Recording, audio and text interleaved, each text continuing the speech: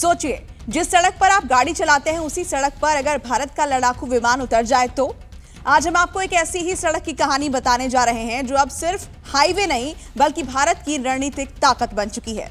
नमस्कार, मैं हूं पूजा और आप देखना शुरू कर चुके हैं जी मीडिया का डिजिटल प्लेटफॉर्म। भारत के नॉर्थ ईस्ट में इतिहास रचा गया है। असम के डिब्रूगढ़ मोरान नेशनल हाईवे पर देश की पहली इमरजेंसी लैंडिंग फैसिलिटी ऑपरेशनल कर दी गई है और इसके पीछे की सबसे बड़ी वजह है चीन। इस वीडियो के जरिए चीन फैक्टर को समझेंगे। क्यों आखिर इसकी जरूरत पड़ी, सबसे पहले ये आपको बताते हैं। भारत और चीन के बीच लाइन ऑफ एक्चुअल कंट्रोल यानी LAC सिर्फ एक लाइन नहीं है, ये एक लगातार तनाव वाला इलाका है।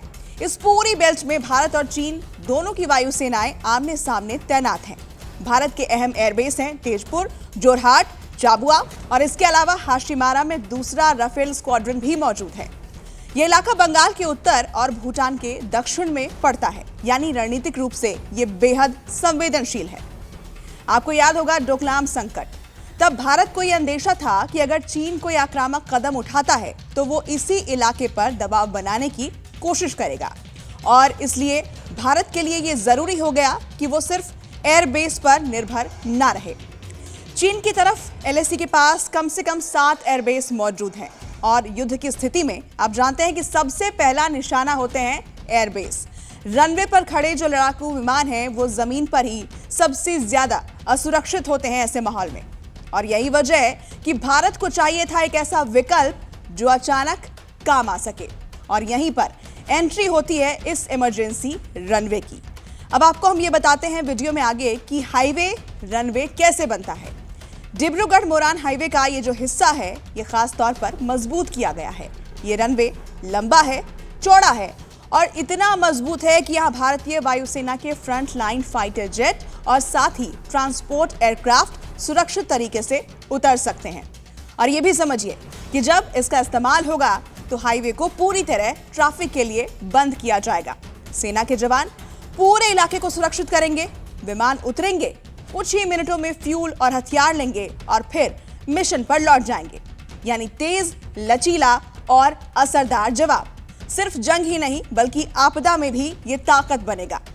जी हाँ, ये रनवे सिर्फ युद्ध के लिए नहीं है। नॉर्थ ईस्ट बाढ़, भूकंप और भूस्खलन से अक्सर जूझता रहता है और ऐसे समय में अगर एयरपोर्ट काम ना करे तो यही हाईवे राहत और बचाव का सबसे तेज जरिया बन सकते हैं। तो आज सुबह इस रनवे ने इतिहास रच दिया। प्रधानमंत्री नरेंद्र मोदी C-130J सैन्य विमान से झाबुआ एयरबेस से उड़ान भरकर सीधे इसी हाईवे पर उतरे। ये सिर्फ एक लैंडिंग नहीं थी, एक संदेश था, एक साफ संदेश, सीधा संदेश।